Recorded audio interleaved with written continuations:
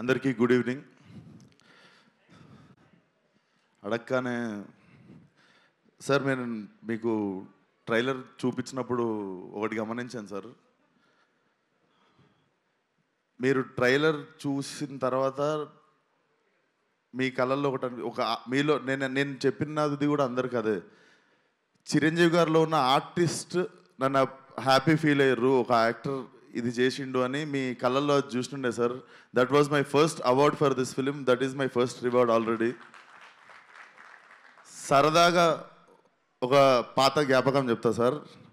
అది కొంచెం beginning thriller లాగా ఉంటుంది, తర్వాత కామెడీ అయిపోతుంది. సో అదే ముందే ప్రిపేర్ చేస్తున్నాం. సో మా నాన్న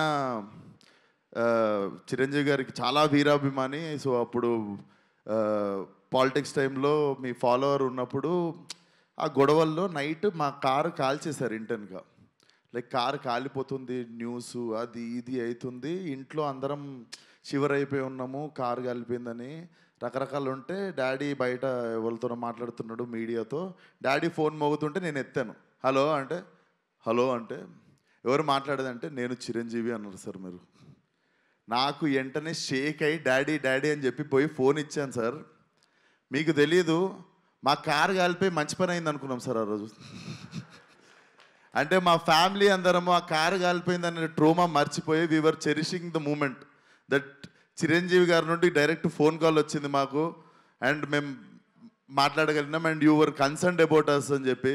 so that was one of the memorable moment sir. అప్పటికి దాని తర్వాత కలవడం జరిగింది, తర్వాత ఏదైనా ఉండొచ్చు కానీ, బట్ మా ఫ్యామిలీకి అదొక ఫస్ట్. మాకు దిల్షునగర్లో ఉంటుండే సార్ మేము. అది బేసికలీ వేరే కాంటినెంట్ అది. సో అక్కడ నుండి సినిమా వాళ్ళు అంటే అమెరికా వాళ్ళు ఉన్న వాళ్ళకి సినిమా హీరోలు ఎంత దూరమో దిల్షునగర్లో ఉన్న వాళ్ళకి కూడా అంతే దూరం అనిపిస్తుండే సార్. సో మాకు it was a very big achievement sir. And నా ఫేవరెట్ సినిమా సార్ ఆపద్ బాంధవుడు.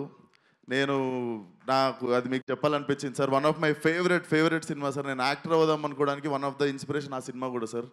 దాంట్లో అసలు that's one of my favourite film sir. And thank you so much sir support చేయడానికి. Love you so much sir.